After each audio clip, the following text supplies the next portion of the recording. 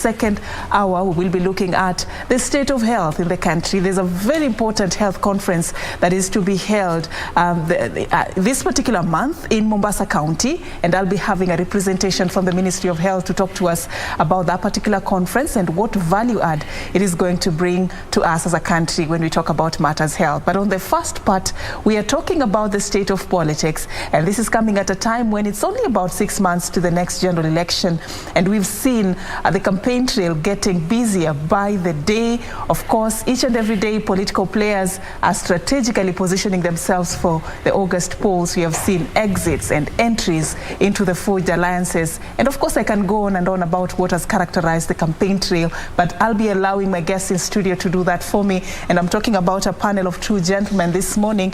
I'm hosting Dr. Kennedy Hongo. Dr. Kennedy Hongo is an educationist and public policy analyst. Thank you, Dr. for creating time for us this morning. All right. And of course, we have Dr. Barak Muluka. Dr. Barak Muluka is a strategic communications advisor. Thank you for creating time for us. Thank you too. All right. The gentlemen have an experience in matters governance and leadership. And today we're going to have a sober conversation about the politics of this particular country as we inform our viewers on where we are going as a country. So let's begin by, what is happening currently. Just recently, the Independent Electoral and Boundaries Commission launched the second phase of the enhanced voter registration exercise. It's supposed to run into this particular month. This should be from 17th of January to the 6th of February 2022. Their target this time around is 4.5 new registered voters. Going by what was the outcome of the first phase, where they targeted 6 million new registered voters and only managed to get slightly above 1 million. I don't know from where you sit, what is your prediction of what is likely to happen? Should we expect that something is going to change in terms of the turnout? Barak, probably let me start with you. Thank you very much once again. And first, I want to laud the IEBC for going out to try to expand the brackets of the registered voters. But having said that, I think they get it wrong. They place the cart before the horse. The horse should go first and the cart then follows. What do I mean by that? See, one of the most critical roles that the IEBC has been given by the Constitution of Kenya and the Elections Act and other attendant laws is voter education. And voter education has been the missing link. Voter education should be an ongoing process. From the end of one election to the beginning of another one. And the beginning of an election, of course, is something that starts quite early. As you correctly say, we have got about 6 months left. But an election is not a moment. Most of the time we think about the polling day, which is just one of the checkpoints on that latitude. So you would expect that from 2017 up to where we are, there would have been voter education. Kenyans would have understood the importance of voting. They would have understood what kind of leader they should be voting for, and they would therefore not require anyone to even be going out there to tell them that we have now opened up the process to mass voter registration, because they would be taking advantage of the continuous registration processes. Then they would usually open up windows of opportunity at times such as now for those who want to change their voting centers because of various other happenings that make it necessary for them to migrate to another place. But here is a situation where we are seeing that the IBC in some instances is even providing incentives that border on voter treatment. I saw in the news about a week ago, for example, that some people are being given maize flour so that they could register as voters. If you do that, you are inducing them. IBC itself is beginning to induce voters. What is going to stop the politicians from also inducing voters using the same mechanisms? All right, I'm coming back to you, just to give us more insights on that and even the role of politicians in mobilizing voter registration. But before we get to that point, Dr. Hongo, your own perspective as well concerning the trajectory that we have seen when it comes to registration of voters. Are you concerned as well? Yes, Madam Zareen. But first of all, let me also thank KBC for giving us this opportunity to be able to share our thoughts with our own people. And I also want to thank you for this moment. We are all Kenyans. And when we talk about voting or voter registration, voter mobilization, it is very, very important that we understand what it's all about. And therefore, what my brother Barak is saying is fundamental, is key. Voter education. The people need to understand, they need to know why it is key and important for them to vote. As we walk around, you hear people talking generally. How does it matter whether I vote or I don't? How does the voting help me? That is a sign of ignorance. And I'm really glad that even the founding fathers of this nation knew very well that one enemy that needed to be fought hard was ignorance. And one of the things that we are faced with is ignorance. Ignorance about the significance of votes and voting. Why people need to get their IDs, why they need to have the votes, voting cards, and then finally get out there to vote. But there's one problem that I also feel we need to tackle through media houses and all of us collectively. I think we have got to redefine the meaning of politics. And if not, then real politics, because we are so used to what I would call pseudo-politics, to the point that the abnormal has become normal and the normal has become abnormal. We think that politics is about campaigns and people getting out there to talk and convince us to vote them in. But really, this is about our life. It's about our future. It's about our destiny. It's about how the national cake is prepared, shared, distributed, managed, you know. And if we go back to history where President Daniel Toroitich Teacher Arap Moi would talk about politics and say bad politics is really bad life, maisha mbaya, siasa mbaya, etc., etc. That is key. People need to associate voting, votes, elections, the leaders we elect with their own lives. Like what Barak is saying, election is not a one-day affair. It's much bigger than that day that you go to vote. It actually concerns what is going to happen in the next cycle of the 5 years that we have put in our country as the next cycle of leadership. I will come back to you, gentlemen, to just tell me more about how we can instill these values, in Kenyans, for them to see elections and voting and being part of electing the next crop of leadership as the bigger picture, not just something for that particular day in a bit. But I just want us to go to Kisumu County.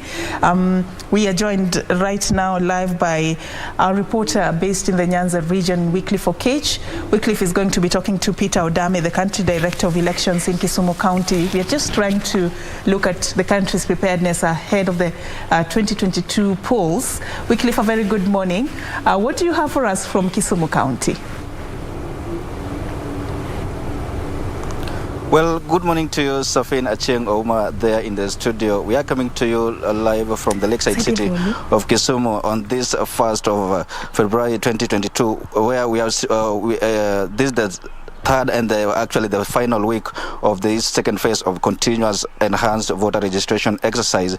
We do know for sure that in this second phase, the IBC was targeting about 4.4 million new voters. And as per yesterday, the chairperson of the electoral body, Fulachi Bukati, mentioned that so far the commission has managed to register about 547 100,000 new voters. And if we bring, that is national, and if we can bring the focus down to Kisumu County, I'm going to bring on set Mr. Peter Odame. Mr. Peter Odame is actually the County Director of Elections, who is going to paint for us a picture of how the process has gone and what we expect in this final week. Thank you. You are live on KBC Channel 1. Just in your capacity as the County Director of Elections, just paint for us the picture of this second phase of registration exercise, given the two last week that ended yesterday, and now that we are starting the last and final, the last week. Just give us the statistics. Yeah, thank you very much. This second phase has been very slow in terms of turnout of the new applicants. However, we have seen an increasing number of those who wish to transfer from one place to another. By yesterday, which was the end of the second week, we had registered 19,702. Out of the 130,000, 105. That is only 15%. And we're also going into institutions and universities and colleges, where we have also registered over 2,000. When we put it together, we are at 21,900, which is just 17%. But we have also to remember that institutions we register across the country, so cannot be attributed to tallies for Kisumu County. We have put a lot of effort to try and reach as many people as possible, especially the youths in the secondary schools. And we are working together with our stakeholders, that include the Ministry of Interior, National Registration Bureau, and through their drive, they have enhanced the issuance of ID cards. Once the ID cards arrive, we move together with them to those institutions. As they issue them, we are also registering voters. So we expect the numbers to increase, though achieving the target will be a very tall order. Yeah, but we are still urging Kenyans. We know that they usually rush during the last hour. So we urge them to use this week to come up so that we can be able to register them. How do you compare the first phase and the second phase? The first phase, of course, we did quite a lot of mobilization, just as we have done this time round. The first phase, a few youths were more enthusiastic than they are now. But again, it only depends on what they are thinking about. Mr. Peter, you've been in this role for quite a while now, and you understand the aspects regarding this exercise. Why do you think there is an apathy, especially from the youth? Youths have different reasons. Many of them are facing economic hardship. They are unemployed, and some of them are advancing some reasons why they don't see the need to register and vote. Unemployment, lack of income, poverty. Some of them do not have IDs. And indeed, we have moved out, and we have now very long lines of people who do not have ID cards. So that becomes a problem. For those who got IDs long time, they took quite a bit of time to be released. And so far, some of them have moved on to do other extra jobs in other cities. So some of those IDs remain uncollected. So it becomes a problem to bring them back so that they can be able to collect and register at the same time. If you assess the ongoing exercise across the county, from others, you may understand that, of course, there is you provide the services of transfer and change of particulars apart from registering new voters. Which is the majority? Which category of people are turning up in large numbers? Is it the new people seeking registration, or transfers, or change of particulars? Basically, I would say in the past few weeks, we have seen increased number of people wanting to transfer from one station to another. But basically, these are people who moved from city or other places because of COVID. Others are moving from one ward to another. And that is a concern for us. When people move en masse, then probably that is induced voter importation. So we are trying to interrogate that and also talk to our stakeholders so that this phase, up to 6th, we continue with new applications. And then after 6th, because registration will still go on at constituency office up to the time the commission will suspend registration on 28th of February. So we still have enough time to deal with the issue of transfers as well as new applications. Yes. If you may make this clear, because as per yesterday, the Commission's chairperson, Mr. Wafula Chebukati, mentioned that there won't be extension, and here you're mentioning probably that the exercise will continue up to the 28th of February. Can you just make that clear? What I'm saying is that the enhanced continuous voter registration exercise will stop on 6th, and that is due to the budgeting issues and how we have planned it for the 21 days. But we'll revert back to the continuous voter registration at constituency offices until such a time that the Commission will suspend the registration for the purpose of preparation of the register of voters. Mm-hmm. According to your evaluation, we understand that last week the county leadership of Kisumu granted 2 weeks off to county employees who are non-essential service providers. Do you think that's going to play a part in terms of bringing in new numbers as we head to the closure of this exercise? Yeah, true. The county released their staff and they're working closely with us. Basically, their purpose was to mobilize in the households, those areas we cannot be able to reach very easily, and therefore they can be able to tell us where we have the numbers, and then we move with our kit. So it is likely to result in an increased number. What I only urge them is not to concentrate too much on transfers, but basically new applications. All right. Yeah. Thank you so much, Mr. Irene, Safin, that is Mr. Peter Odame, actually the County Director of Elections here in Kisumu County, just painting for us the picture of how this exercise is faring on now that we are in the final week of the enhanced voter registration, where in Kisumu County the Commission was targeting about 130,000 new voters, and so far it has only managed to register about 19,000 new voters. And here you hear Mr. Odame saying that actually, the people turning up in large numbers are those seeking transfers from between stations and those seeking to actually change their particulars ahead of 9 August elections. And he is calling upon people to turn up in their numbers and take advantage of the period remaining to enlist themselves as voters. Last week, the county leadership of Kisumu actually released their employees, those that are non-essential service providers, to go to retrieve to their villages to mobilize as many people as they can to enlist as voters. And if that action will bear the intended fruit is something we'll be keeping tabs on, and our voters can be sure to get the latest regarding this exercise. Safin.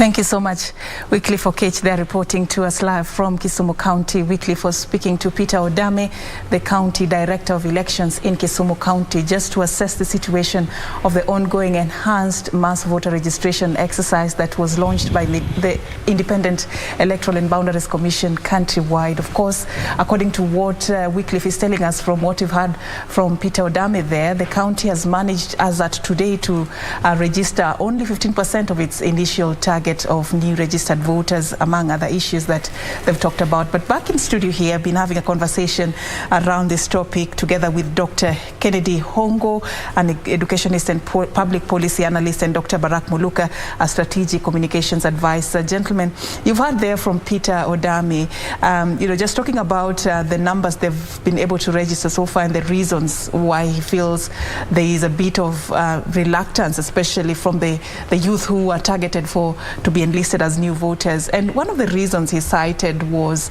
the youth are going through a lot. There is harsh economic times. There is probably lack of employment. And, what he was trying to explain are some of the reasons that could have led to, some of them not being inspired to register as voters. Does it, hold any water, that argument, from where you sit? Any one of you can jump on this. Let me start with you, Daktari. Safin, it's a painful reality to hear such kind of comments coming from our own children, our own people, our own brothers, our own sons and daughters. Indeed, it is true that we are faced with economic realities that are challenging to all of us. And it's not just to the youth, but this is about all of us as Kenyans and possibly even worldwide. But the reasons they're giving are the very reasons why they should come out in numbers, in thousands, in millions if they're there. Because of unemployment situation, because of economic situations, because of social infrastructure that is porous or broken apart. That should be the very, very motivation for the youth to come out and register as voters. Register as voters. But because okay, go on. Sorry to cut you short. But then we now go back to what Barack said earlier on: the voter education. As the title you are dealing with there is politics and the value of voting. These people need to understand the very importance of voting the right people in, so that we have leaders with focus, with vision, leaders that know that public gain is even greater than individual good. So when we have such people in positions, then of course the nation will go to where it should go to, and we will have jobs, we are living in the same earth, just like what the Americans have, what the British have, and anybody else has. So what can be done anywhere else can be done here. So voter education, and we are grateful, Madam, that we are here with my brother so that we can also talk to our people. We are equally affected as Kenyans. It's not just about them. Some of them are our own children. We've got to feed them. We've got to clothe them. We've got to do many things with them. And some of us also depend on them.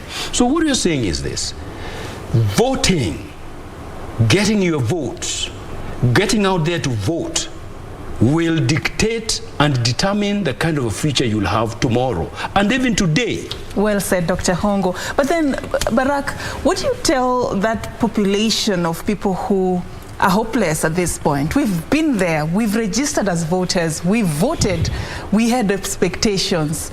But did our vote count? I mean, we've done this severally, but did our vote count at the end of the day? There were promises these politicians gave us. Did they fulfill them? So at the end of the day, there's a very huge chunk of people, of Kenyans, who have given up in the electoral process and said they're not going to waste their time queuing and, what do you tell them? So I think that is a laughable matter, because even tragic situations, sometimes we just have to laugh. The Speaker of the National Assembly, Justin Muturi, recently told Kenyans that they get the kinds of leaders that they deserve. If you are not happy with the performance of the person who is there, you must go back and ask yourself what your contribution to the arrival of that person in the place of leadership and power and decision making and management of public affairs is. When you decide, for example, that you are not going to register as a voter, when you decide that you are not voting, you have already participated by default in the arrival of that person in the position of leadership.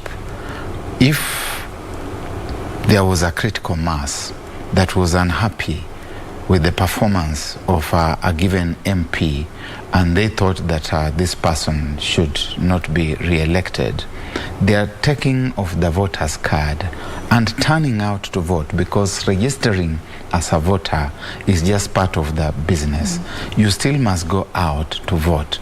If there was a critical mass that was attending to that and that was acting appropriately, we would have good and responsible leadership.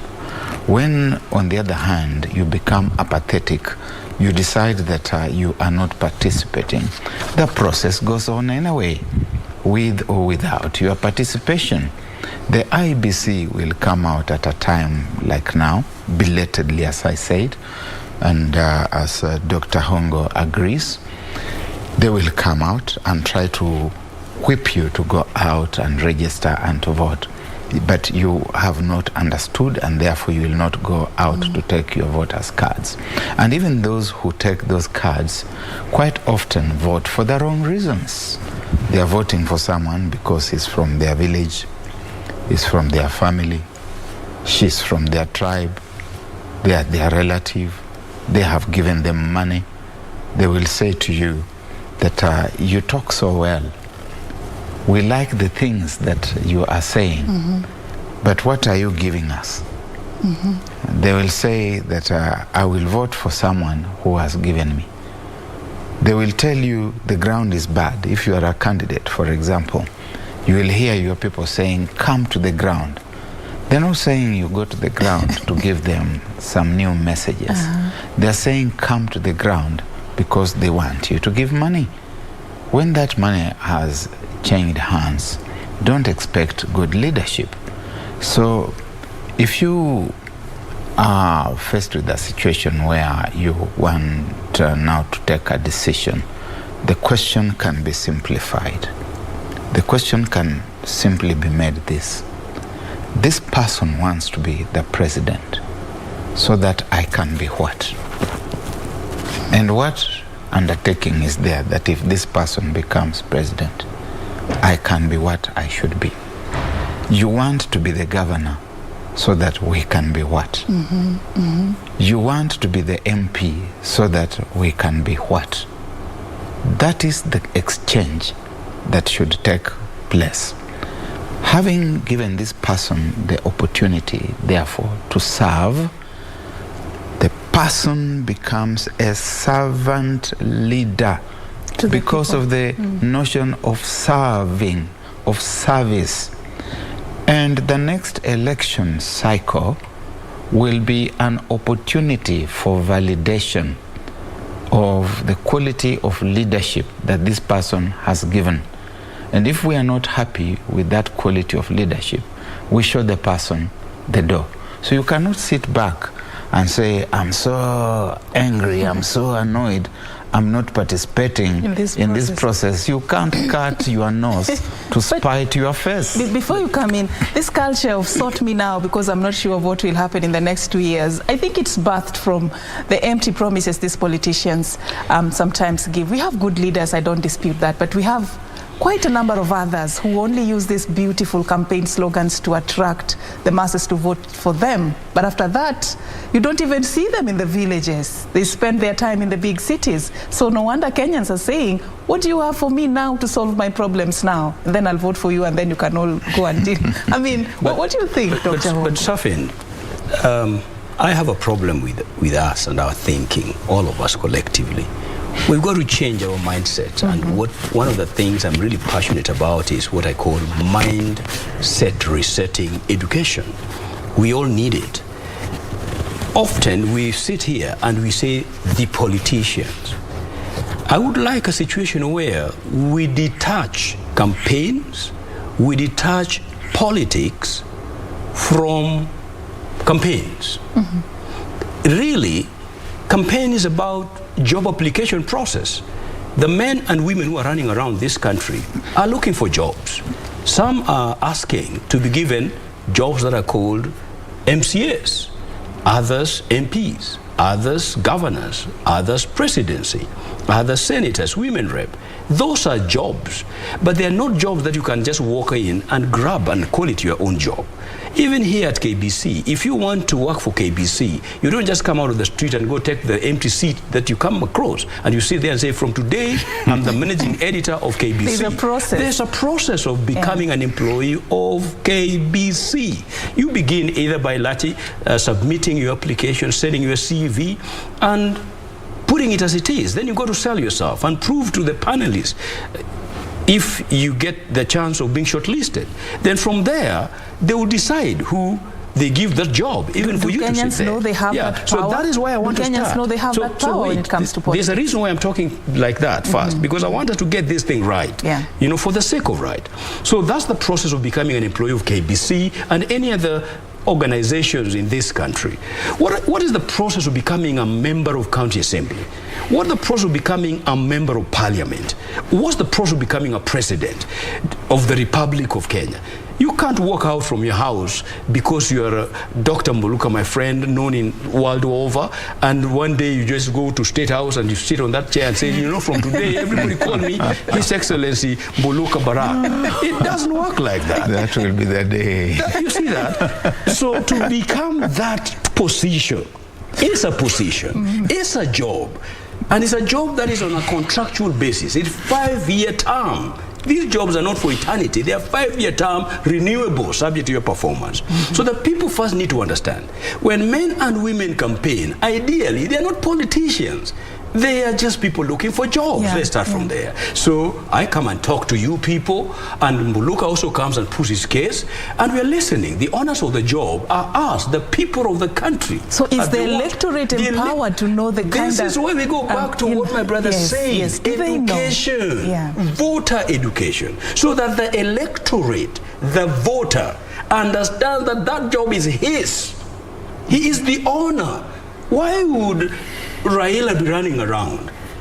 The right honorable prime minister is going all over looking around. Why would Mheshimiwa Ruto running around? Why would Mudavadi run around? Why would Kalonzo Musyoka run around? Why would Gideon Moi run around? Why can't they just declare themselves president and they are? Because the people have the final say. Regardless of how corrupt, how good, how bad, how wealthy, how stupid, how ignorant, or how clever we are, regardless, it is the people's job. So they know and we all know. So we go to the people. That's where it starts. So we must make it clear that these people who are campaigning, they are in job application process. So it means come and talk to us. You sell your policies, you give your ideas, you make promises, you make pledges, but then we, the people, must sit back and say, the guy promising us heaven, is it really possible? Is it attainable? Who is he? If you're yesterday's devil, you cannot suddenly become a today's angel. So we're going to check this kind of a man or a woman is coming out to ask for our votes. Who is he? What can we trace him from the root to the top? Then, my dear sister, we finally take that vote to decide, like a panelist would interview, and say, okay, the 5 of you applied for this position, we are giving it to you. And there are many other ladies that can sit where you're sitting, but you're there because you passed the test. That is what we do when we vote. Our vote is a confirmation that of all the people we had, so and so is the one today we're giving this job. So we are saying this, you know, let's get these things right, please. We are getting this chance to reach out to the people so that we reach to their heart and their mind. It's a painful reality that at this point in time we're still at 15% countrywide or 20%. So we are telling the people, it is your job, it is your position. You are hiring these people on a 5-year contract, and give this job to somebody whose history is clear so that you will not be let down by false promises. All right, Dr. Hongo, well said. And that example about Barak becoming the president, you know, politics can surprise you, but that's on a light note. Barak, I mean, we're looking at, you know, the role of the politicians in influencing these electoral processes. And I just want you to talk to us about how safe or how dangerous this is. When the politician now takes the mantle and begins to go door to door, urging, you know, Kenyans to come and register as voters, or sending his or her troops to do that on his behalf. How is that good or bad for us from where you sit?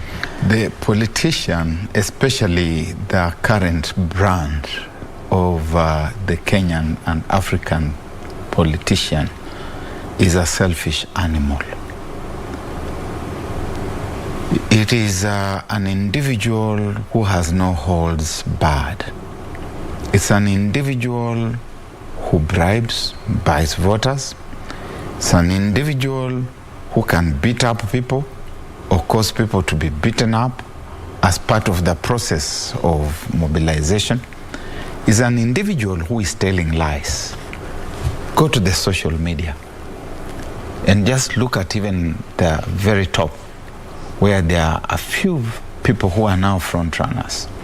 The Honorable Right, the Right Honorable former Prime Minister Raila Odinga, the Deputy President William Ruto, Musalia Mudavadi, Kalonzo Musyoka, they are front runners with Odinga and Ruto clearly in the lead.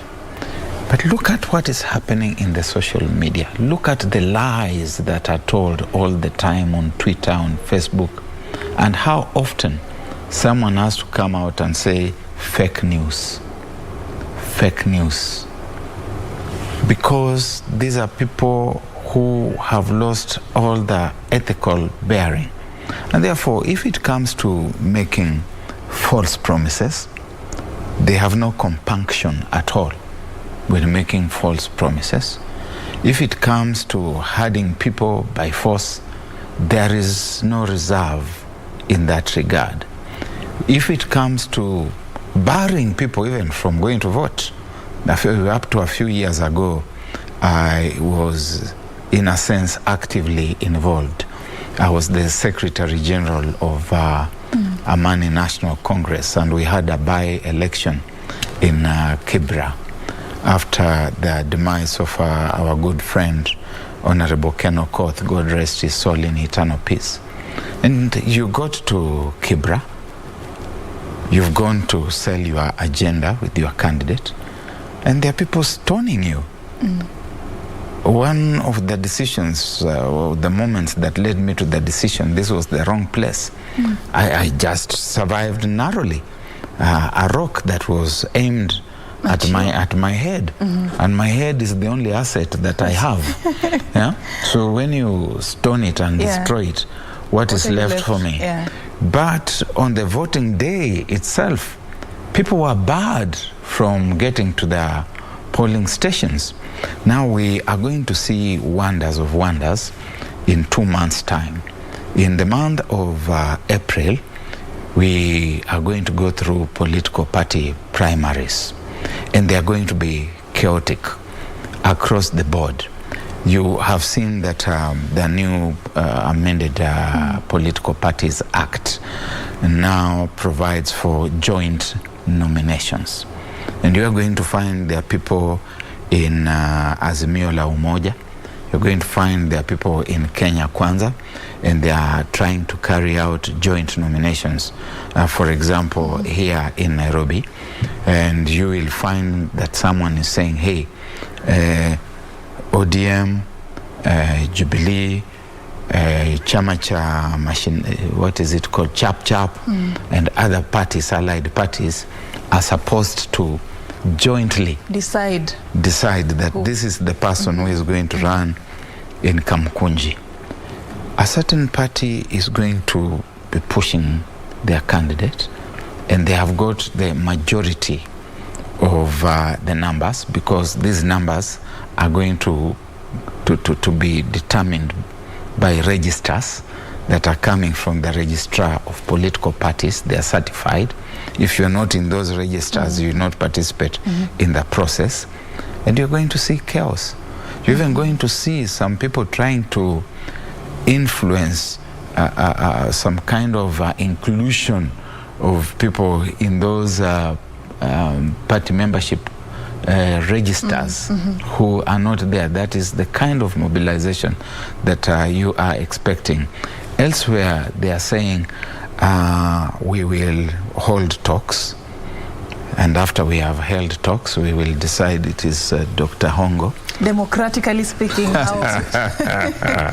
so those chaos are coming at that level before we even get to the election itself. Are you concerned? That's the question I'm asking myself. We should be concerned. We should all be concerned. And you're still saying those politicians, I still want us to see this thing from a wholesome perspective.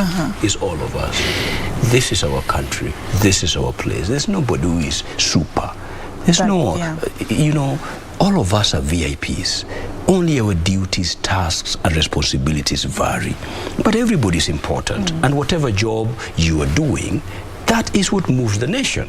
So I would like a situation where our people see that this is our thing. But what my brother is saying goes back. I will forever be grateful and feel indebted to our founding fathers when they made ignorance to be an enemy to be fought. In other words, they brought education to the top of things.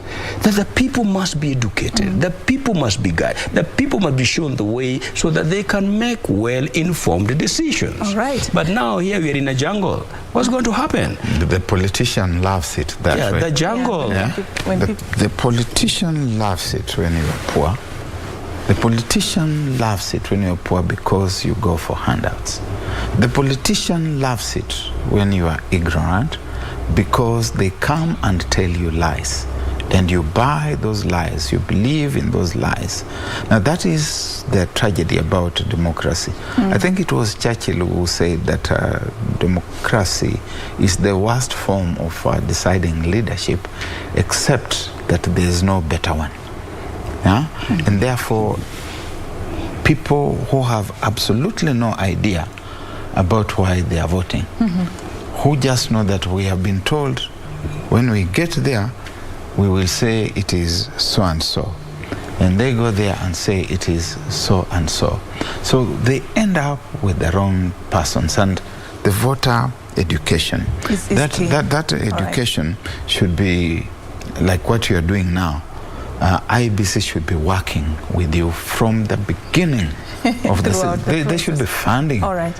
I just want to cut you short a little bit. We're coming back to pick this from, they've talked about IBC. And talking about IBC, I want us to listen to what the chair of the commission, Wafula Chebukati, had to say concerning how far the process of the registration exercise has gone. Let's just listen into the update we got from the commission as at yesterday. We registered over 500,000 Kenyans, which is a better, we have done better than last week. Please take advantage of this last week and register. If you have an ID card, go and register so that you can be able to elect leaders of your choice. That is Wafula Chebukati there talking about the progress of the ongoing enhanced mass voter registration exercise. From what he says, is optimistic about where this is going compared to last week. From the chair, they are doing better than last week as a commission in terms of the registration of new voters. I don't know whether this gives you confidence. No, it doesn't really inspire me with any confidence at all. In fact, IBC should not be pleading with us to go out and register. It ought to have done its work a long time ago. For a long time they have been complaining that they are underfunded, and of course they are underfunded by the politicians, the elected class, which should ensure that the funds are there and that the IBC's programs are there for running throughout the year. But the IBC also should have the innovativeness to look for other partners, like UNDP in the past. They have funded them, like USAID, to help particularly to fund voter education. They should not just be sitting there ringing their... So they should be innovative in terms of their mobilization of funds, look at other options, other opportunities? Yes, those opportunities. Absolutely. Okay. I want us to finalize with this and look at something that I also want us to talk about before we finalize. But before I let the issue of voter registration and IBC go, this commission has really survived on a dented image, courtesy of what happened in the 2017, I'm already in 2022 mood, 2017 general election.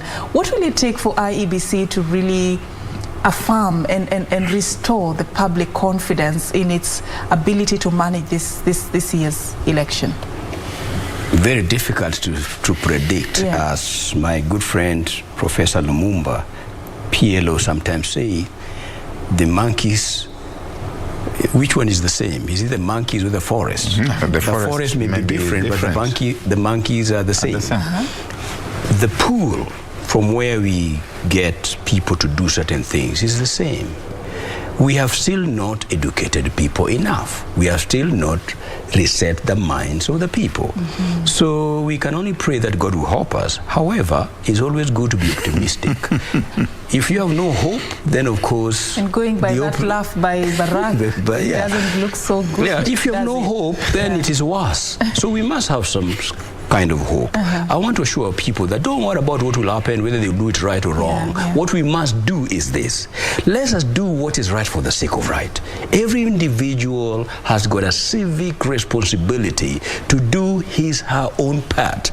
The Danes have a saying that no matter how tall your grandfather is, you must still do your own growing. So me, Barack, you... Absolutely. Yeah, I'm saying me, Barack, you, but why your body all of language, us, we are saying... No. Why Barack your body language? You see... I was just confirming this. Let's confirm then Barack speaks. No. Each of us must just do what we must do. Really, let's not look at the other person. What is my role? What can I do that is right? How do I salvage my country? I think that's a call for every one of us. All right, thank you for saying that. So it's not about looking at whether IBC will do it right or wrong. It's about what I will do in my own first and foremost as a voter. Then of course, the rest some people, when they don't do their job, it means they're in the wrong place. They're misplaced. When you do what you're called to do and you don't do it, you're really misplaced. But Rake, body language is not optimistic. You know, we pay the IBC commissioners and staff a lot of money. Yeah. We pay them to do what they should do and what they don't do. Yeah, they should be able to do their stuff right. But my body language that you speak about, I wish I could see it. But I'm the viewer. It came up. Now I'm allowing you to verbally let it out. But my body language is because Dr. here talks about the need to pray. Let us pray God to help us. Yes. I think as a Christian gentleman, sometimes we go to God with prayers and God looks at us and says, what do these fellows want? Because I have done everything that should be done for them. Yeah. Well, what more do they want me to do for them? Because God has given us the intelligence, He has given us the good health, the reasoning capacity. I have read sometimes as a Christian gentleman in the book of the prophet Isaiah, in the first chapter from the 8th verse to around verse 17 there. God talking to His people and telling them that their prayers that I simply reject. I will not listen to those kinds of prayers because I have given you all the facilitation. What more is it that you want from me? We will place the food there for you to eat, given you the hands, given you the good health, and you are still asking, you are not able to just do the eating. But our request is simple. The eating. How do we change the history, the electoral history in this country? How do we make sure we do it different this time around? That's our prayer as a country. That's our prayer. Are we justified to make that prayer? Or we have everything, we just not done the right thing? We look into ourselves. Okay. You have seen the IBC staff saying things like they will not register because they are unemployed. Now, how do I help you to understand that your unemployment is because you have people up there in government who are not planning for you? You have people who are wrangling. They're spending 5 years wrangling. That right now, when you look at the situation we are in, and I said that after 5 years is validation. What are we validating? In normal functional environments, there should be a government that is incumbent, and that government that is incumbent is offering a candidate. We can say that this is the candidate whom the Democratic Party in the United States is offering because it's the sitting government, and that the Republicans who are out are saying this is the candidate we are offering. The Democratic Party is seeking validation that it has governed well. Is the Jubilee government going to be seeking validation? Is it going to be seeking that validation through a candidate proffered by President Uhuru Kenyatta or a candidate proffering himself as Dr. William Ruto? Which of those two would be the representation of the ending incumbency? How are we as citizens relating to that anomalous situation? Yeah, true. Have we thought about these things, the implications? These are people who have spent 5 years squandering public resources on things that should not be being squandered funds on. They should be creating employment. They should be generating wealth. Now they are preparing us, and on both sides of this political divide, they are preparing us for a situation where that contestation of a toxic nature carries on. And you are wondering when it is that these young people are going to.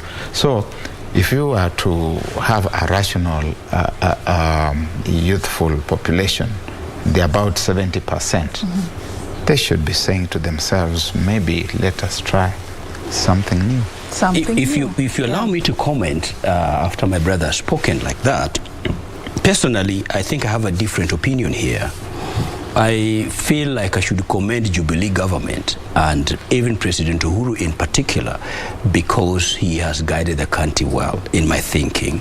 And two, he has looked around and having all the instrument of power, he has seen that actually the right man or the right woman that should take this country to the next level is not within his party. He's somewhere. That's a statesmanship. I think, Barack, that one you need to commend.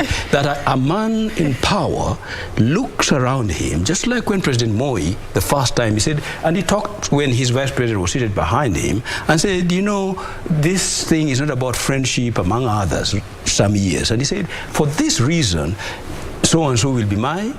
And I am glad that our president, being that magnanimous, looked around together with his party, and they saw that, well, the right honorable Prime Minister, the former Prime Minister of the Republic of Kenya, possibly is the man. And personally, I would think like that.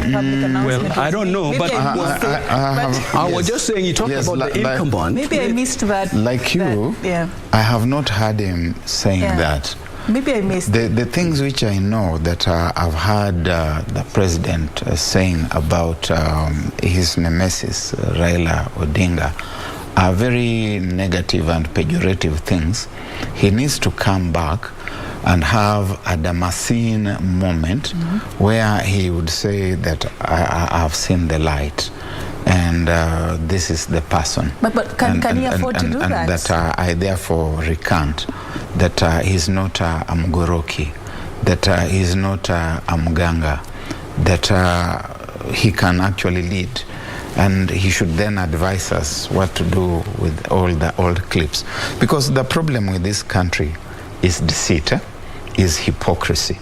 Hypocrisy, and I'm seeing that hypocrisy all over the place. I've seen the right former Prime Minister saying, oh, now the thieves are there in one corner. They are now together. Mudavadi, Ruto, and Wetangula, they are thieves. They are in that corner. But I've not seen him telling us when it is that he discovered they were thieves. When he was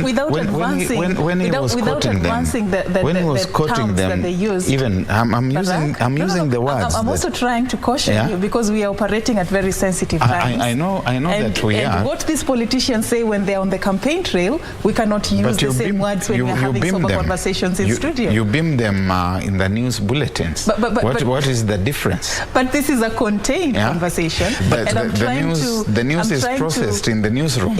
Remember, I'm a producer of television. I worked in this studio in 1983 to the year 2000, and I know that we are gatekeepers, and that you gatekeepers have been beaming those images. But you're not a politician. No, we don't use the terms. We are all politicians. And therefore, okay, just allow him to finish, and then I'll come to you. So anyway, Saving your reverence, therefore. No, we're just doing what is right. And therefore not amplifying that terminology. Thank you for that. The question becomes, at what point did you discover that these people were wayward? You have been working with them. You have been wooing them.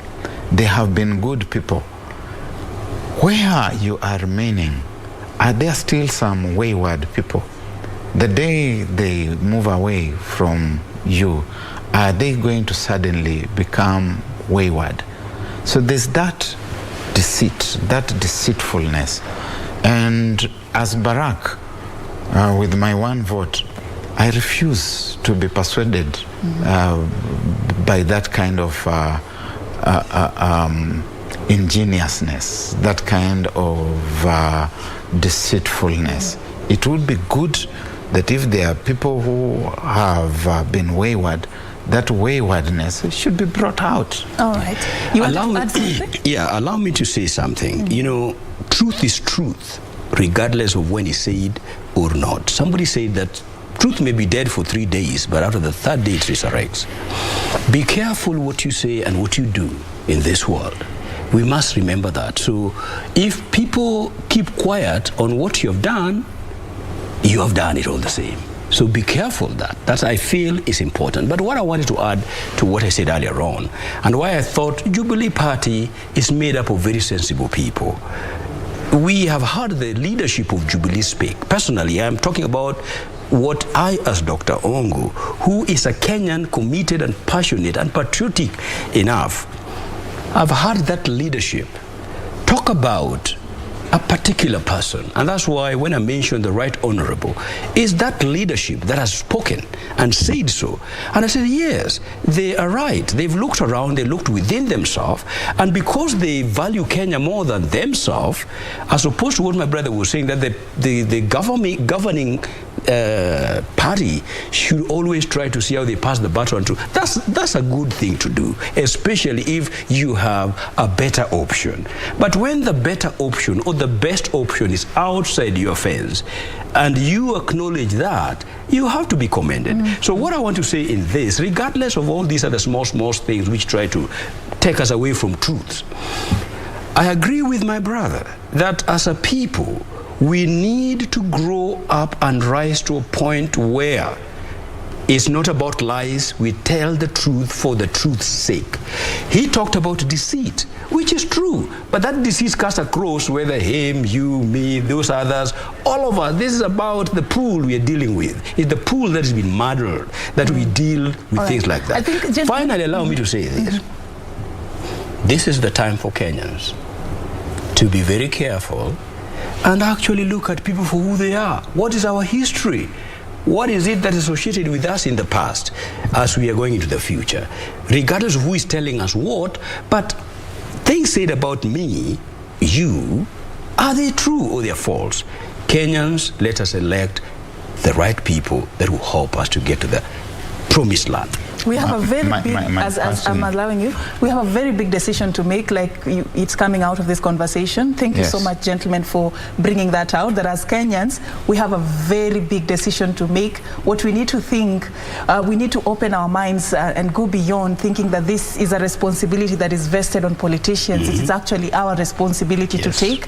And what we have been doing, and I'm glad we took a lot of time to do this, is to help Kenyans understand how they should be making these decisions. What are the principles that they're supposed to be, that ought to guide them in making these decisions. And as we just about to climax there, something that also came out of this conversation is the fact that when we sit on the table with these politicians as Kenyans, we should also look at what is under the table. Absolutely. As we sit to have these conversations, what is being hidden under the table? Yeah, thank you so much for bringing that out. I want to give you both a chance to give us your parting shot. I'll start with you, Barack. Thank you very much. You know, when I come across a person who makes an unsolicited public confession and says that we told a lot of lies about you, then I must understand that this person lies. Either he lied at that time or he's lying now. If you say that we said a lot of lies about you, because we did not want you to win the election. How do I know that you are also not telling a lot of lies about somebody else because you don't want that person to win the election? Particularly when the instruments of dealing with the offenses that this person is alleged to have committed are sitting with you. You have the police, you have the DCI, you have the EACC, you have got the courts, you have got the parliament, you have got the probity instruments. If this person has done the things that you are saying, why do you allow such a person to be high up there? Is it possible that the same way you told lies, you are telling lies again? As a Christian gentleman, once again, in the Gospel of John, chapter 8, and I know that our religions come quite close to each other. They say that you tell the truth and the truth shall set you free. And that the person who tells lies speaks the language of the devil. So when you are speaking that language of the devil, how should we understand what you are saying? You either told lies at that time, or you are telling lies now, or you tell lies all the time. All right. Thank you for that. Dr. Hongo? Thank you so much, ma'am. We're really grateful for this opportunity, and I hope it's not the last time we are going to be sitting here to share. And I want to help my brother likewise, because he's made a very important statement, and he's one man that I really respect. I always loved reading what Thank you, and I also respect him very much. Used to write. He's a very intelligent Kenyan, I must admit, and thank you so much, my brother, for your contribution. Thank you, sir. When Saul becomes Paul, you have to allow Paul to operate. And Paul, who was Saul, at some point got to a point when he declared to the world, he said, concerning zeal, I persecuted the church. That time he was so zealous as the Pharisees that he could not see that Stephen, among others, were really the people of the light. And I was saying that that's to help my brother. When people discovered that they were talking about an angel. I couldn't see that coming. Yeah. Go on. When people discovered that they were actually turning an angel into a devil, and they profess and confess that, sure, we did not know that inside the Right Honorable Prime Minister, in fact, the right word is it will always be the Right Honorable Prime Minister. When you want to say the word former, then you got to say the former Prime Minister of the Republic of Kenya. So when our brothers so discover that, you know, the man that all along we demonized is actually the savior of our nation, what should we do, Barack? We all rally behind that guy and give him 5 years, and after that, if we discover that he's like everybody else, then we remove him for the 5th year. That is how I am talking about. By taking us to the Holy Scripture. But that's true. That's what you're looking at. Oh my goodness. It's his opinion, and I respect I'm his not right. going to add anything. I respect the right to the opinion. Thank you so much, gentlemen, for first of all making this conversation very sober. And I know that our viewers there have learned quite a lot in what they need to do, and even the theology that you brought in there. Yes, thank you. As you're having this conversation. Thank you so much. And I've been having this conversation together with Dr. Kennedy Hongo, an educationist and public policy analyst. Also on set has been Dr. Barack Muluka, strategic communications advisor. Thank you once again, gentlemen, for creating time. All right. So News Check continues. In just a bit, we are going to be shifting gears, and you're going to be talking about Matters Health. I told you earlier there's a very important health conference that is going to be organized this particular month in the county of Mombasa. It's an international conference that is going to shape how we are going to boost and promote our human resource for health in the coming days and enhance their training. We are going to be having that conversation in just a bit. So do stay with us as we take a very short break. My name is Safina Cheng. Staying on, I'll be back shortly.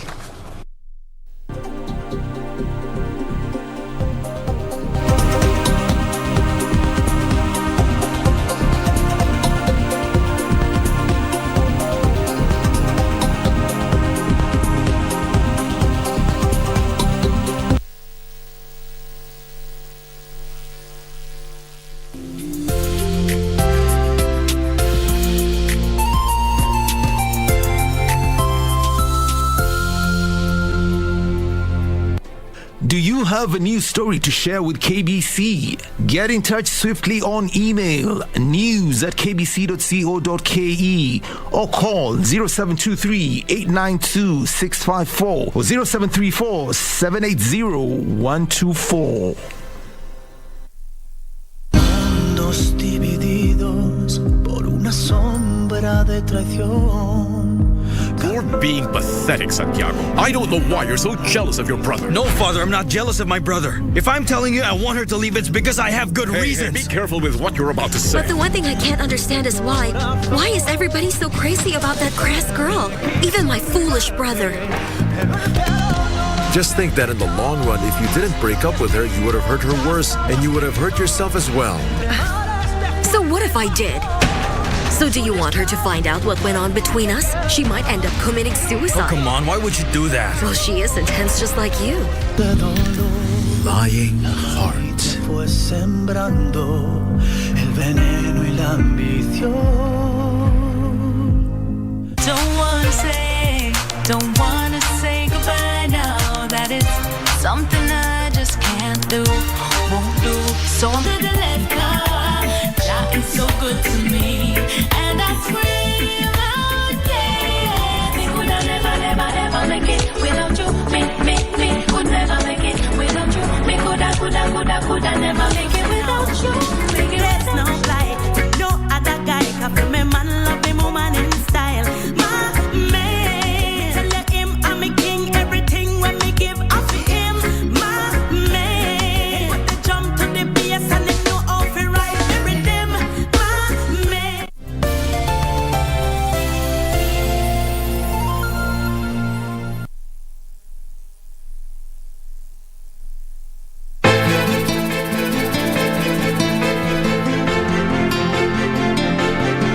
Mbona watetemeka hivyo nani? Hilo silo swali nililokuuliza Kombo. Jamani, sisi tuko hapa kutafuta suluhisho au tutavilikana kwa maneno? Kama hauna la maana tafadhali usiongee. Yaani mimi nimekuja hapa unisupport mara alafu anza kunimsha mambo ambayo mwenye hata sielewi.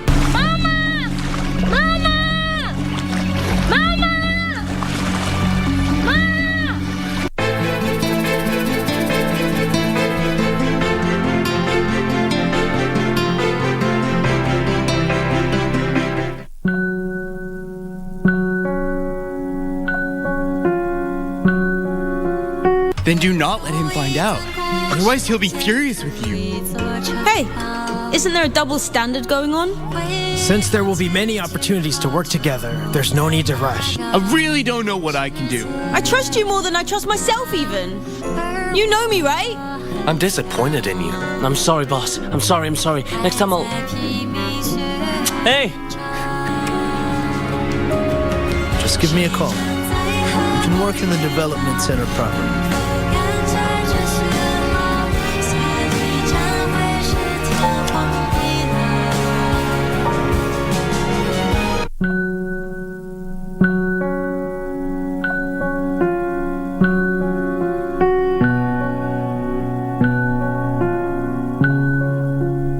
Mundos divididos por una sombra de traición. Why are you doing this to me?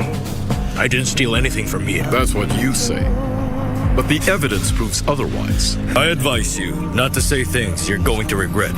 But we only want justice to be served. I want you to know that justice is for everyone, miss. Do you really believe that? Because I honestly don't. Come on, Mariana, stop. All right, that's enough. You're going to look for another job elsewhere. I don't want you to work there because I don't want you near me. Leonardo, this heart looks very much like the one I found at the park. Yes. How come you never told me it belonged to Alonso's mother? Are you that dumb, or you're just playing one? Noah's not here because he stole something. He's here because your father wants Letty to shut up and not press charges against him for attempted rape. Lying heart. Fue sembrando el veneno y la ambición entre dudas.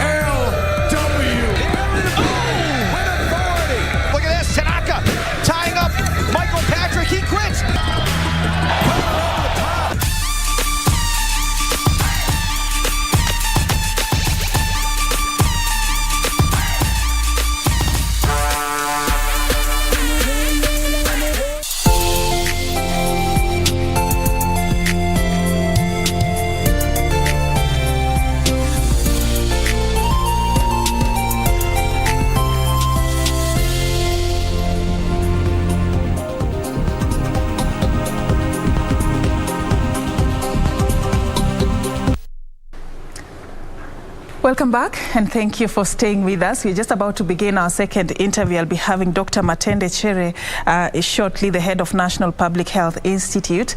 But then before that, I want us also to follow up on something happening in the country. This particular morning, the Principal Secretary in the Ministry of Interior, Dr. Karanja Kibisho, the Inspector General of Police, Hilary Mutyambai, are appearing before the National Assembly Administration and Security Committee over the budget policy statement. Let's just take you there so that we can listen in to what is happening. The intention is for those ones who are unable to fit in the police lines, they will have ability to rent outside. But even the ones who are in the police lines, then we'll go eventually when the Minister of Public Works finishes the evaluation, we'll go to what we call economic rent. So that that one who is living in the police line is paying rent to government, who will just so that the government becomes landlord for that person in what is called economic rent. So I think we need to remove this perception that I hear that after this policy came, it's like the police are being chased from their houses, go out and live with the community. It is because of the pressure of building police housing in areas that didn't have them that we proposed that can we give housing allowance to those ones? You know, there are those ones who are even living in mud houses and all. Can we give them house allowance so that they can go live decently within the neighborhood? I think that's the policy, and I think we still have not concluded on the scheme of economic rent. So the ones who live still not paying rent because that policy has not been finalized. But that's the long-term picture. In terms of the ones that were ongoing by the time that policy was brought into place, then it only makes logical sense to complete them. Some of them you can see at 95%. Complete them and then go to that scheme. Then there is the third category of those ones, especially the formed units, where they operate. You can't tell them go and rent outside because even of the nature of the work that they do. So this policy largely affects the general duty officers, but the ones who are formed and in operation areas, then those ones are taken care of properly, even though they would still earn their house allowance. But we won't tell them you are in a war zone, go and rent outside. He won't do that. So the National Police Service has a policy on each of, depending on what the formation is doing. In terms of medical cover, and I'm responding to Honorable Kaunya, I think we have the two. We have the group life, of course, which we have discussed about, and we have the comprehensive medical cover that now is the medical one that covers even the family and all that. We are putting up the hospitals. In fact, there is even a level 6 that will cover the entire security sector being put up in Kabete. But remember, these are specialized hospitals for the ones who are injured while at work. But the police are spread all over. We will expect that the comprehensive medical cover continues so that the ones who are away, the families and all that, can still get medical attention. And in this one, both group life and comprehensive, we have the NHIF providing those services, and we are continuing to fine-tune because the scale is big, so that the police get proper medical attention. IG will deal with the issue of the psychosocial issues and stress management. The Firearm Licensing Board, we are getting this quarter 350 vehicles from the leasing program, and we are trying to spread them across our departments so that each one of them have some basic mobility. The issue of Nakada, we had Honorable Tekla. We look at how to operationalize a facility that is already built. If the difference is 7 million. The newly gazetted police stations, Chair, we have actually, for police stations and Nga offices, we've actually made that request in our presentation, Mheshimiwa. If you go to page 52, you will see we have asked for 8.5 billion to operationalize the police stations that are already gazetted countrywide. If you go to page 54, you will find that we have asked for 561 million to operationalize newly gazetted Nga offices. So we've asked for the money. If it's granted, then we'll be able to operationalize those. And I think in terms of the distribution of the vehicles, for us, the Ngao will ensure that up to DCC level they have each a vehicle. Then we are trying to make pool vehicles for ACCs where we cannot give individual vehicles, and that consideration, because the lease program is now on. We are getting new vehicles. I think IG will be distributing so that every area is taken care of. But IG, you can respond to the ones I didn't touch on in terms of psychosocial issues and the audit on housing. Thank you, Chairman.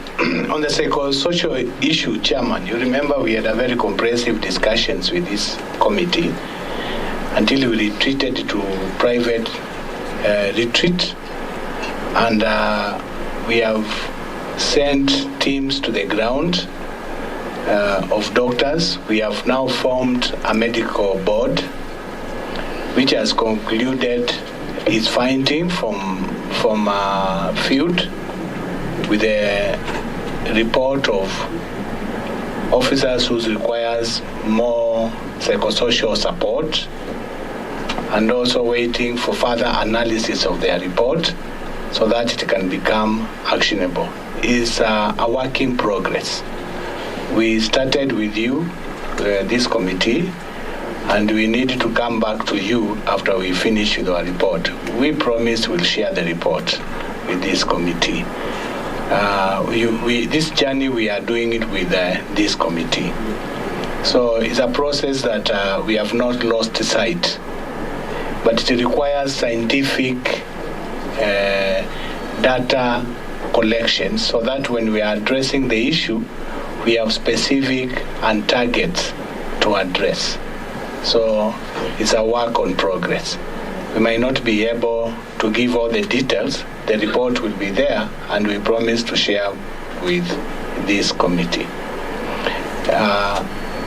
It's work related. Psychosocial factors will involve stress, which develop to the level of psychosocial.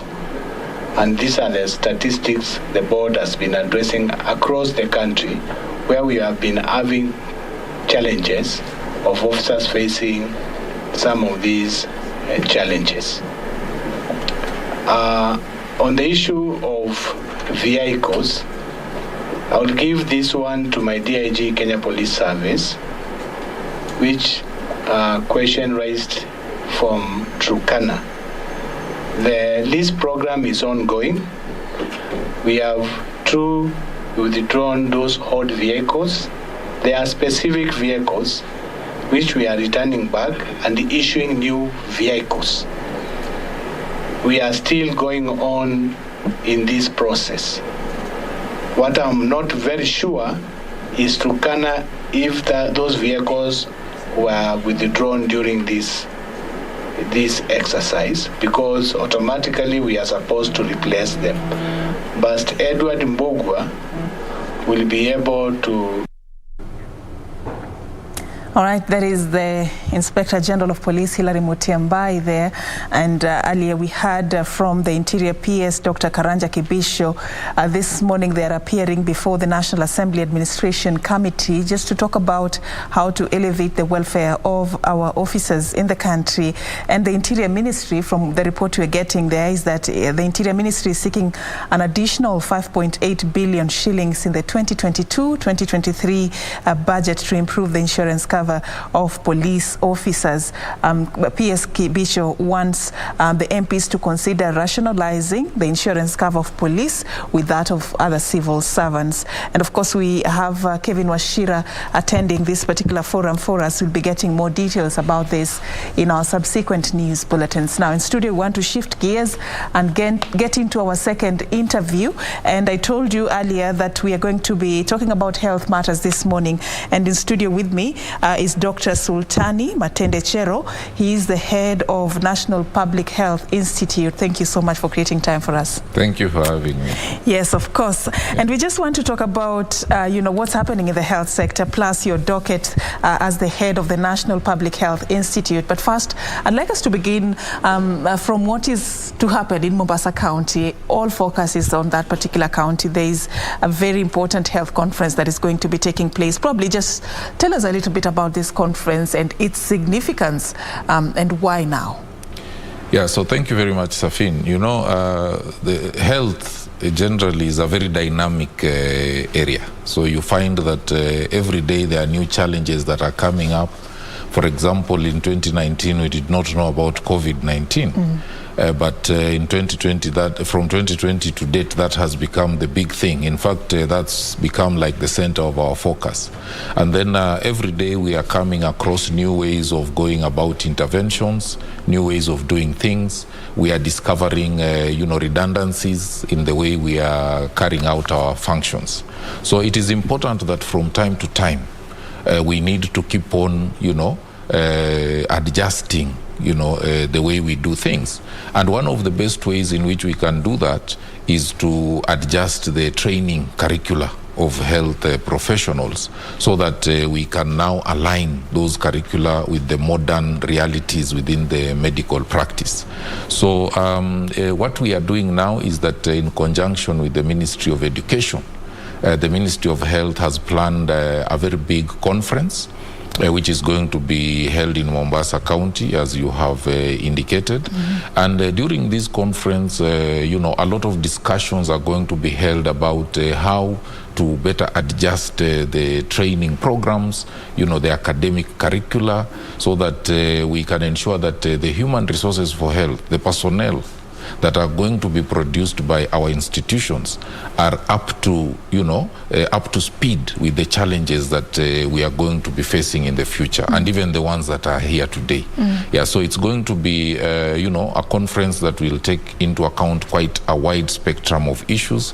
There will be stakeholders from across board, because remember that even beyond the health sector, public health spreads across quite a number of sectors.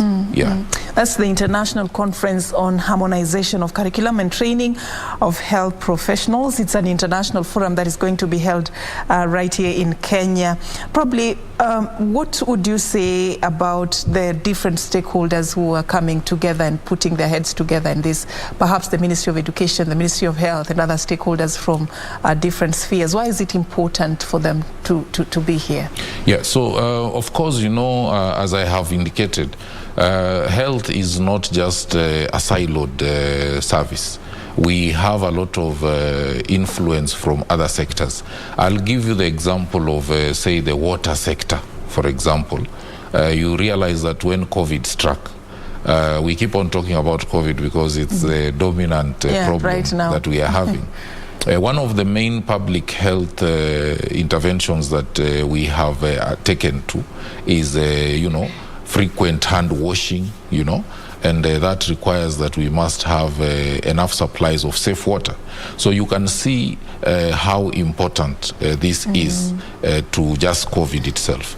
But another interesting thing is that since the COVID-19 outbreak came up, we have now seen a big reduction you know, in our statistics, we are able to see a very significant reduction in the number of cases who are visiting our facilities who are affected by diarrheal diseases and other diseases that were high up there. And one of the things that we can be able to attribute this reduction to, actually we have seen a marked reduction, Safina, I can tell you this, is the increased availability of safe water that is now being used to try and mitigate the impact of COVID-19. So you can already see how important the water sector is.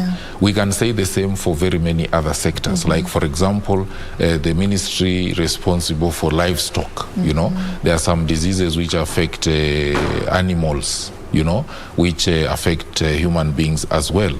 You know, the ministry in charge of wildlife, you know, these are diseases that affect animals. So we are talking of something called One Health, where we are saying, apart from just concentrating on human beings, we know that diseases like rabies, they also affect dogs. So how do we now control these diseases in human beings, but at the same time, we also try to make a deliberate effort to control in dogs diseases like hydatiid disease, which are spread through dogs and other animals, you know. How do we ensure that we break that cycle so that we protect human beings in a better way? So you'll find that the stakeholders are being drawn from very many sectors. It is an open conference. Actually, everybody is invited, those who are interested in sharing, in participating in this discussion, because what we are going to come up with is something that will be drawn from the recommendations that will have been obtained from across board. And it's not just in Kenya, the stakeholders are being drawn from across the region as well. Yes. I'm drawn at the theme, repositioning today's health workforce for the future. I like how futuristic this is. What does it mean for you, this theme?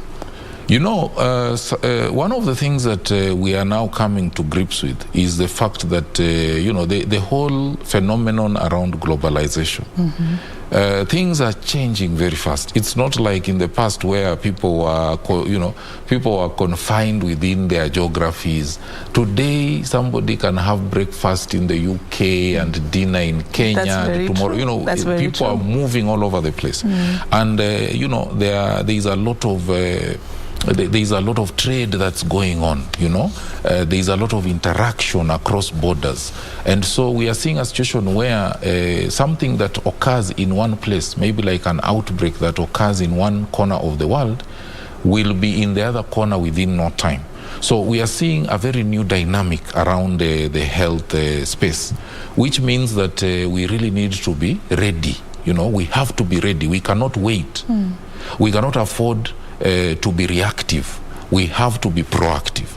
So we really have to now embrace ways in which we can forecast, you know, we can leverage data more so that we can forecast, we can prepare our professionals to be much more proactive so that when an emergency occurs, it does not get us by surprise.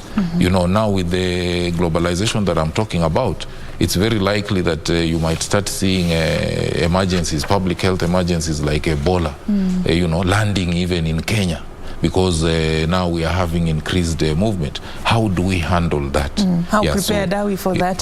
So how the future, is the workforce, the health workforce, prepared to handle that? You remember when COVID came and everyone sort of was like caught by surprise. Absolutely. And we were running up and down trying to put our house in order. But so far so good, I would say. We have managed it well. I don't know what you think though about how we have handled COVID so far. No, I think given the circumstances, we've done absolutely well. And the biggest thing I'd really like to talk about is the global action. Because I think for once we saw all stakeholders across the world coming together and putting their heads together to try and see what, you know, all the time we were just on toes trying to see what is the best way in which we can be able to handle this, this phenomenon. And there was a lot of learning. To date, actually, there is a lot of learning that's going on about COVID. At first, we didn't know what it is. So we had to keep on, latching onto every small bit of information that we had to be able to make use of it to design interventions. But now we have received a lot of information. We have been able to understand the virus much better. We have been able to understand the dynamics around this disease much better. And so we have made a lot of strides towards being able to overcome the disease. We are not yet out of the woods, but we are in a much better place as compared to where we were. Yeah, where we were when it started. All right, true. Yeah. No wonder we are having this international conference on harmonization of the curriculum and training for health professionals to prepare our human resource for health for this future, this uncertain future. We do not know what will come tomorrow. So I will be talking more about that later. But I want to take you to something that I also wanted us to touch on, the National Public Health Institute. It was just recently gazetted. Many are still yet to find out more about what its mandate is and what value add it's going to bring in the health sector. Maybe just take us through that as we start that conversation as well.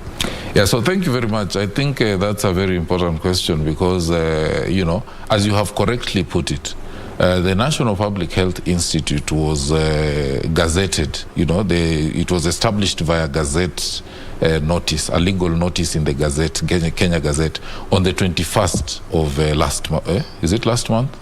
We are already in February. Yeah, we already in February. Okay, so no wonder we didn't say Happy New Year. I hear that it ends at the end of January. Yeah. So it was just about less than 10 days ago, actually, around 10 days ago.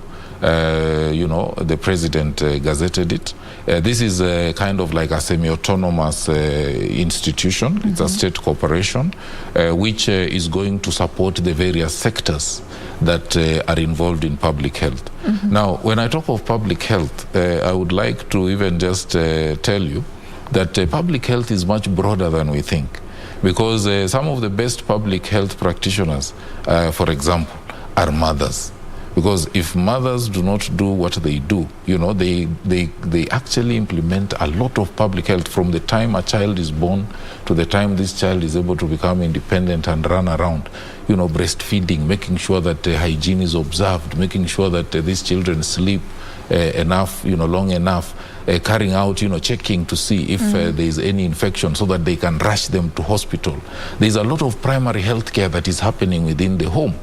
And mothers actually are some of the best public health care, public health practitioners. But do they get the credit for that? That's on a light note, though. Yeah. But so it just gives you a very broad, the scope of public health. Yeah. So what we are doing is that we want to try and see we've learned a lot from the COVID-19 pandemic, and we have also drawn lessons from other epidemics that happened before. Case in point is the Ebola outbreak of 2014, which happened in West Africa. And this is the time we actually saw countries like Liberia, countries like Sierra Leone, countries like Guinea, almost coming to their knees because of those outbreaks. The health systems in those countries were completely decimated, But we were also seeing that other countries in the same region, like Nigeria or Guinea-Bissau, they were doing quite well, in handling the pandemic.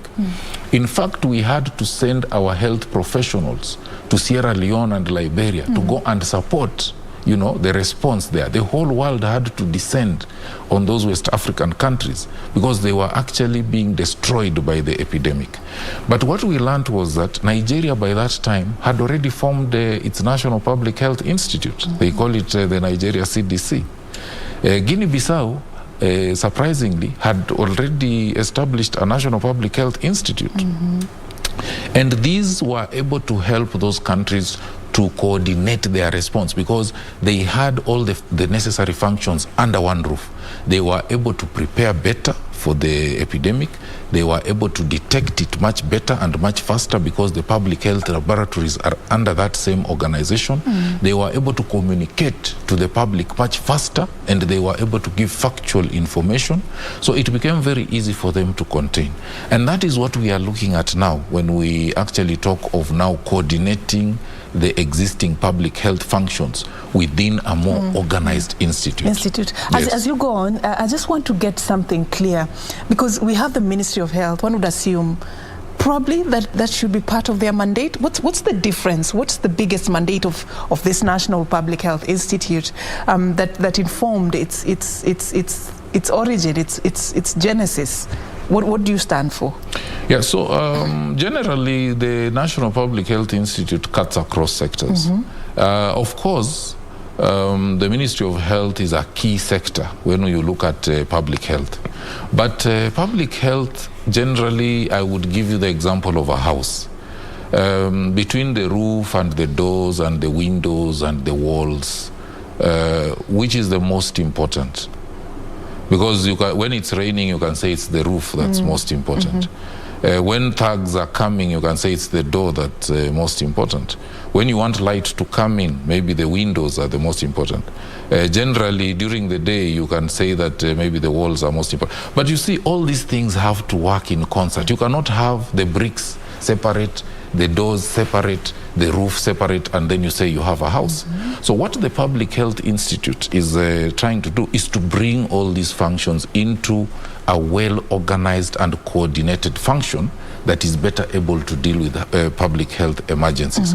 Now, for us, we have opted to anchor it on the Ministry of Health. But believe you me, the functions are going to be spread across, because we are having a lot of functions in the Ministry of Agriculture. We are having a lot of functions in the Ministry of Defense, because health is a health security is a security issue. COVID-19 has killed more people than war has killed in the last 2 than even years. Accidents. Yes. Yeah, so this is a health security issue. So we have those components. I talked about trade, the Ministry of Trade, as we are doing cross-border trade and so on. Ministry of Transport, because of globalization. So there's going to be quite a bit of intersectoral collaboration, and the Public Health Institute now tries to bring all these sectors together. In Kenya, we are anchoring it under the Ministry of Health. Other countries like America, their National Public Health Institute is the America CDC. It's very well known. It's the one that has been leading, coordinating the Ebola, the COVID response and so on.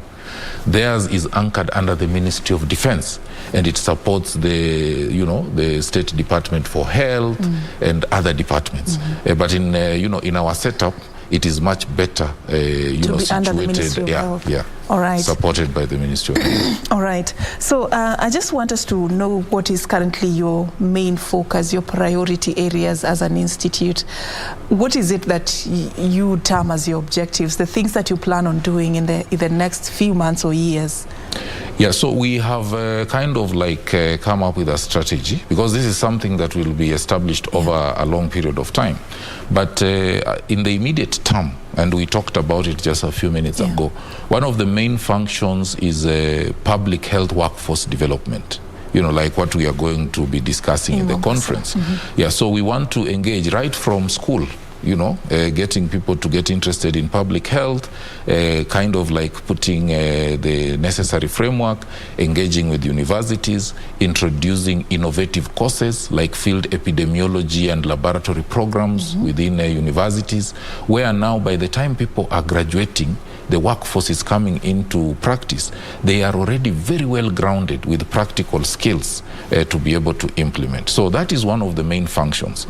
Another major function is research in public health. And when I talk about research in public health, it is, yes, it might include the kind of research that we know, the hard scientific research.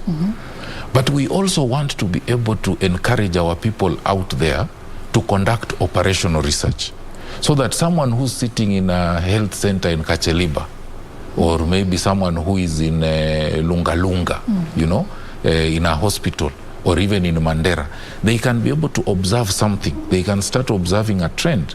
And we want to encourage them to be able to document that. They start taking data.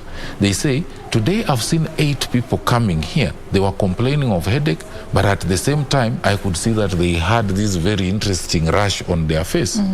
And then we can start asking ourselves, could there be a link between this headache and this rash? Then we can now collect that and see in how many other places is it happening. So day to day, we want to encourage people to participate in that kind of research that can now help us to focus on the priority public health problems within our jurisdiction. Today, a lot of the research we are doing is dictated by external, funding agencies, grantors who come in and then they use our institutions and our people to conduct research. But we want to now pick the actual problems that are happening in the country, public health problems, and research on them so that we can influence policy, we can, inform policy, we can inform decision making. The third very important thing is around after we've developed workforce, we have looked at research. We are looking at public health laboratory systems. We are looking at surveillance systems. And then we are including issues around emergency preparedness and response. So when something happens, like for example, if something happens here in KBC, we are able to pick it very fast, within our public health system. And then we are able to quickly coordinate with our labs so that they come and take samples among the workers here or something. And then they're able to say, there's an outbreak of something in KBC. Then we contain it immediately before it gets out, So public health laboratories, surveillance systems, including emergency preparedness and response. So that if we had a very good public health system, one thing I'll tell you is that the National Public Health Institutes are going to be linked. Like we have the Africa CDC, which is working on linking public health institutes across in Africa. the countries in yes, Africa. in Africa. We have other similar structures, the America CDC, the China CDC. So if we link all the national public health institutes in the world, if something like COVID happens the way it happened in Wuhan, China, we are able to detect it very fast, and the whole world is able to come together and support China in containing it before it gets out of Wuhan. So that is something that is very important. Of course, there are other functions, but in the immediate term, that is what we are looking at. Those three functions are the ones we are looking at consolidating before we can even now start moving to other functions like disease prevention, things around population health indicators, being able to communicate to the public, things around the data management and so on, which are going to come even as we move along. So there's a lot in your basket right now. Absolutely. So you hold the steering, and how do you describe the takeoff? It's just the other day this was gazetted. How would you describe your takeoff as an institute? Yeah, so I think, by the way, much as it was gazetted on 21st of January, efforts to establish this institute started more than 6 years ago in Kenya. And I personally came in as the head of the National Public Health Institute last year in August. And the first thing I did was to try and find out why is it that this institute is not being established. And I realized that there were so many things, so many factors that were at play. For one, I noticed that a lot of people didn't, they were having fear of the unknown. What is this thing that is coming? It sounds like a monster. How is it going to affect me as an individual? My program, we have different people heading different programs today. My program is going to be swallowed by this monster. Where am I going to end up? So there has been quite a bit of resistance, but at the same time, there has been a lot of support. So what we have done is that we have deliberately allocated plans to be able to conduct something that we are calling change management, so that we can reassure all the stakeholders that this is not a monster that is going to swallow you. The other day I saw on social media when the president gazetted the institute, a lot of people were saying, what about KEMRI? KEMRI should have just taken over this job and do it. There's that concern about duplication of roles and whether as a country we can afford that luxury. Yes, Yeah, so I think it's more of,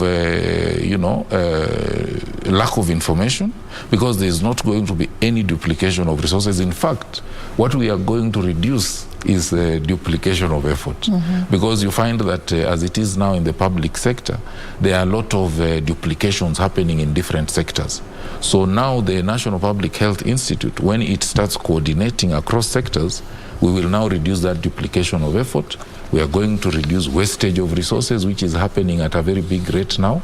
We are going to introduce leadership, because there is a lack of leadership, there is lack of accountability, and that is going to impact very heavily. So, engagements like these ones are very important, because now we are able to even talk to the public, the general public and inform them very openly about what we want to do and how we are going to do it, to reassure all the stakeholders so that we can move forward much faster, in this very important process. All right. Thank you for helping us understand the key mandate of the National Public Health Institute. I know that in the future we will be having such engagements on more that you're doing and more that you plan to do to better the health sector. As we're just about to wrap up, I want us to talk about now the state of our health sector. And according to numbers I've come across, I don't know how true this is, you can confirm, is that about 10 million Kenyans travel abroad annually to seek treatment for special cases, and this is coming to a figure of about 10 billion that is spent annually as Kenyans do that. It's called medical tourism. Does it mean that there is something we are lacking within our borders? Probably we are not able to better take care of our population. What does it what picture does it paint about our local health system? Yeah, of course, it's something that concerns us quite a bit, and that is an area that we really want to be able to handle. There are many reasons why people are moving outside to go and look for treatment.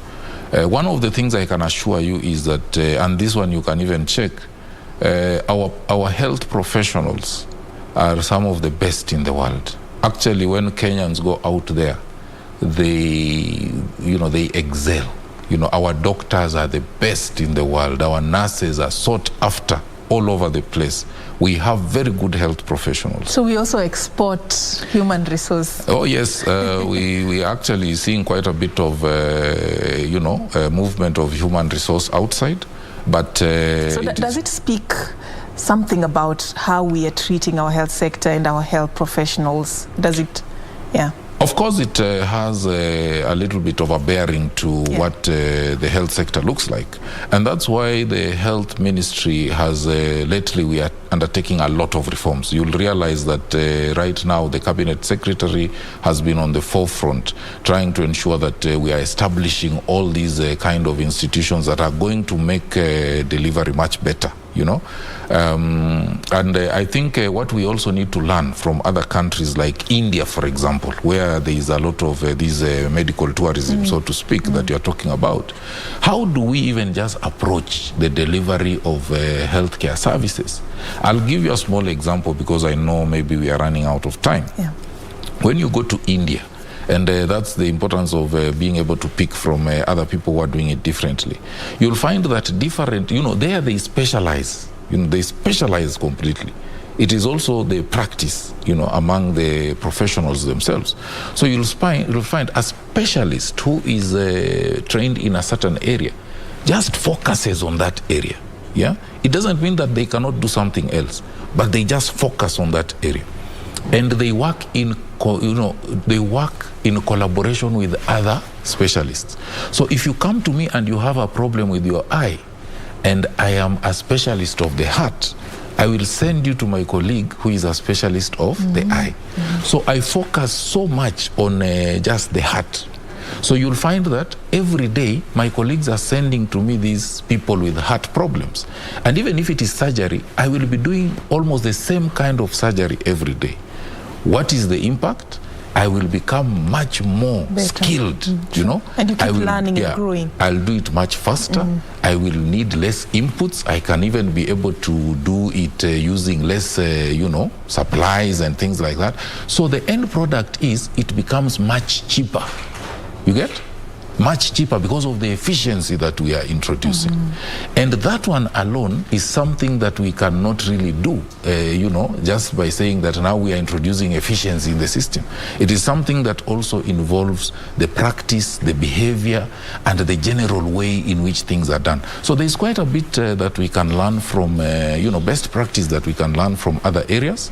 And I think Kenya, we have all it takes. If you look at the facilities we have, if you look at the kind of professionals we have, if we just tweak a few areas here and there, we can actually provide even much better than what we are going to look for in India. Could it be perhaps that also we are missing the point as Kenyans not knowing what we have within, because I've seen also other reports saying that patients from African countries like Nigeria, Tanzania, Rwanda are coming to Kenya for specialized treatment. Yeah. Could we be looking elsewhere for what we already have at home? Yeah, and I think also there is quite a bit of messaging that needs to be done around this. And the other thing also is misinformation, I think, which we also need to look at. But another issue that I have also seen with our counterparts from other countries, like, for example, you gave the example of India. They are very aggressive in marketing some of these services that they provide. You'll find even on social media they are writing to you and telling you, we provide this, we are getting patients to come so that they can be treated here. So probably it is not that we lack, just what I said, it's not that we lack the expertise. In fact, as you have correctly said, a lot of people are coming to Kenya, you know, to seek specialized treatment like cancer. We have some of the best, pediatric hemato-oncologists, for example.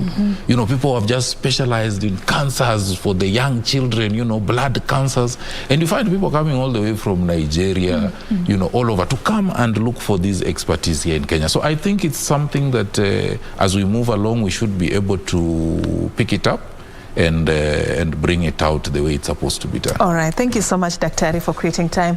Unfortunately, we've run out of time. That's the much we had for you this particular morning. I'd just like to allow you to have your parting shot. And also, as you do that, you tell us what is the main expected outcome with the conference that is to be organized in Mombasa as we finalize. Yeah, so I think for me, what I'd like to say is that as we hope to emerge from this COVID-19 pandemic, the future is bright. It has been quite hopeless and bleak, but then we are starting to see light at the end of the tunnel. What I just want to say is that we are not yet out of the woods. Let us continue being very careful. Let us ensure that we try to observe all the public health measures until such a time when we are sure that we are safe. And remember, we are not safe until all of us are safe. So let us get vaccinated. If there's someone you know who's not yet vaccinated, please let's encourage them so that we do not have a situation whereby after we have attained so much progress in fighting this pandemic, we now start seeing the emergence of other strains that are going to defeat everything we have done. So I think that is the most important thing that we need to look at. But with regard to the conference that we have talked about, we are really looking forward to it. All of us are upbeat. That is one of the things that is going to really inform how we can make our provision of healthcare much better in Kenya and indeed in the region. So it is a very important thing that we are looking forward to, and we can only expect to get the absolute best out of it. All right. Thank you so much, Daktari, for creating time for us. We were talking about Matters Health this particular morning ahead of the International Conference on Harmonization of Curriculum and Training of Health Professionals. Also, the mandate of the National Public Health Institute. I've been engaging Dr. Sultani Matendechero.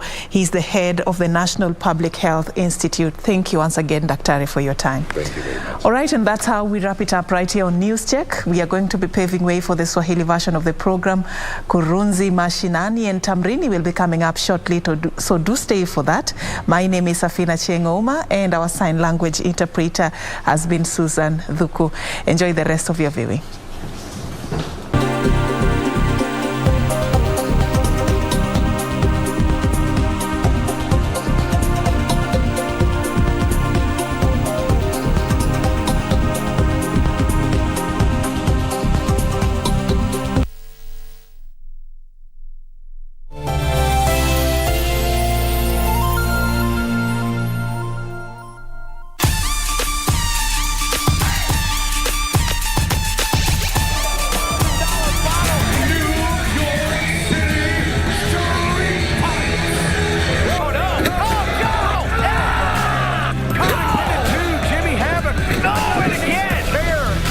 Is this enough?